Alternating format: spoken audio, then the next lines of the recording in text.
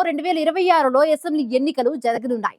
Assembly ఎన్నికలకు మరికొన్ని నెలల సమయం ఉన్నప్పటికీ ఇప్పటి నుంచే తమిళనాడులో ఎన్నికల కోలాహలం కనిపిస్తోంది. విజయ్ టీవీకే కేంద్రంగా తమిళనాడు రాజకీయాల్లో కీలక పరిణామాలు చోటు చేసుకున్నట్లుగా తెలుస్తోంది.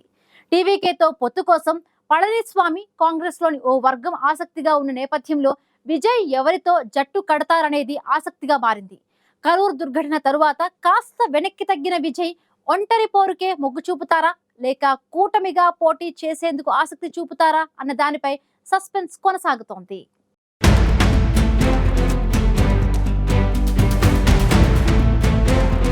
తమిళనాడు రాజకీయాల్లో కీలక పరిణామాలు చోటు చేసుకుంటున్నాయి. తమిళనాడులో వచ్చే ఏడాది అసెంబ్లీ ఎన్నికలు జరగనున్నప్పటికీ ఇప్పటికే అక్కడ ఎన్నికల కోలాహలం మొదలైంది.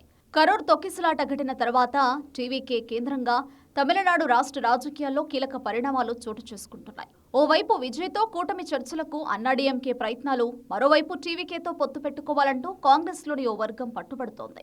ఈ పరిణామాలు అన్నీ రాబోయే శాసనసభ ఎన్నికలకు తమిళనాడు రాజకీయ ముఖచిత్రాన్ని మార్చే అవకాశాలున్నాయనే టాక్ వినిపిస్తోంది.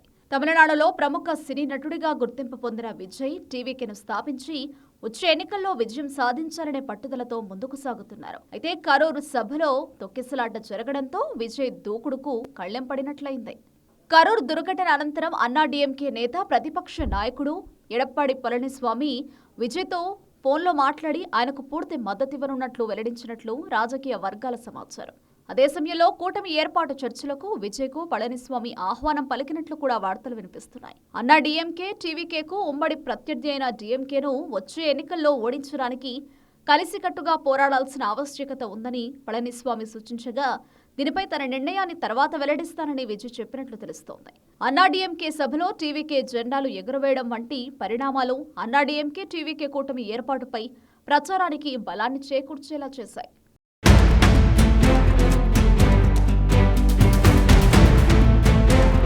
మరోవైపు AP deputy CM Pawan Kalyan సైతం ఇటీవల విజయ్తో ఫోన్లో మాట్లాడి రాజకీయాల్లో రాణించడానికి తన వంతు సూచనలు అందించారనే ప్రచారం కూడా జరుగుతోంది. పవన్ కళ్యాణ్ తన సోదరుడు చిరంజీవి రాజకీయ అరంగేట్రాన్ని ఓ ఉదాహరణగా పేర్కొంటూ ఎన్నికల్లో ఒంటరిగా పోటీ చేస్తే గెలుపు సాధ్యం కాకపోవచ్చని, అది రాజకీయ మనుగడకు అంత మంచిది కాదని హితో పలికినట్టు తెలుస్తోంది. అన్నాడీఎంకే బీజేపీ కూటమితో చేతులు కలిపి పోటీ చేస్తే ఎన్నికల్లో గెలిస్తే ఉప ముఖ్యమంత్రి పదవి దక్కొచ్చని, ఓడితే ప్రతిపక్ష నేతగానైనా ఉండొచ్చని పవన్ సూచించినట్లు తెలుస్తోంది.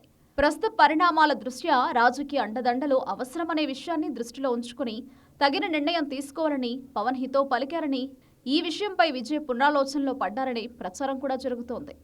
మరోవైపు విజయ్ టీవీకేతో పొత్తు కోసం తమిళనాడు కాంగ్రెస్ కమిటీలోని ఓ వర్గం ఆసక్తిగా ఉంది. వచ్చే శాసనసభ ఎన్నికల్లో టీవీకేతో కూటమి ఏర్పాటు చేయాలనే డిమాండ్ను కాంగ్రెస్ కమిటీలోని ఓ వర్గం ఢిల్లీ అధిష్టానం దృష్టికి సైతం తీసుకెళ్లినట్లు తెలుస్తోంది.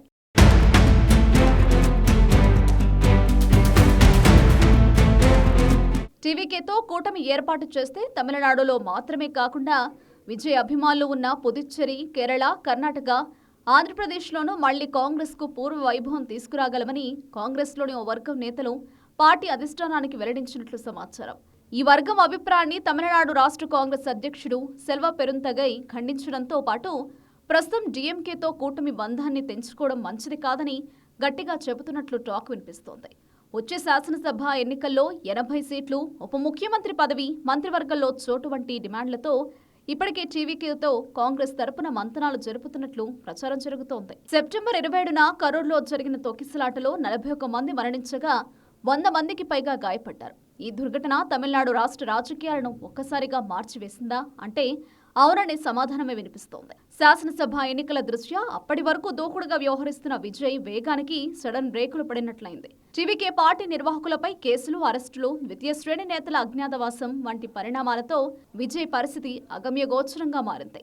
తొక్కిసలాటపై వస్తున్న విమర్శలు, ఆరోపణల నుంచి బయటపడేందుకు విజయ్ కూడా గట్టిగా ప్రయత్నిస్తున్నారు. అందులో భాగంగానే మృతుల కుటుంబాలతో వీడియో కాల్ ద్వారా మాట్లాడిన విజయ్ వారికి సానుభూతి ప్రకటించడంతో పాటు త్వరలో వారిని కలిసేందుకు సన్నాహాలు చేస్తున్నట్లు తెలుస్తోంది.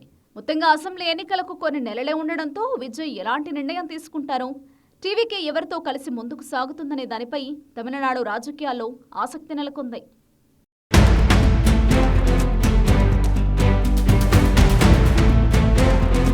విజయ్ టీవీకేతో పొత్తు కుదుర్చుకునేందుకు అన్నాడీఎంకే, కాంగ్రెస్ లోని ఓ వర్గం సహా ఇతర పార్టీలు సైతం ఆసక్తిగా ఎదురు చూస్తున్నాయి. ఈ నేపథ్యంలో విజయ్ నిర్ణయం ఎలా ఉండనుంది? విజయ్ ఎవరితో కలిసి ఎన్నికల బరిలో నిలిచేందుకు మొగ్గు చూపుతారు అనేది ప్రస్తుతానికి సస్పెన్స్. అయితే ఈ సస్పెన్స్ పై ఎప్పటి వరకు క్లారిటీ వస్తుందనేది చూడాలి.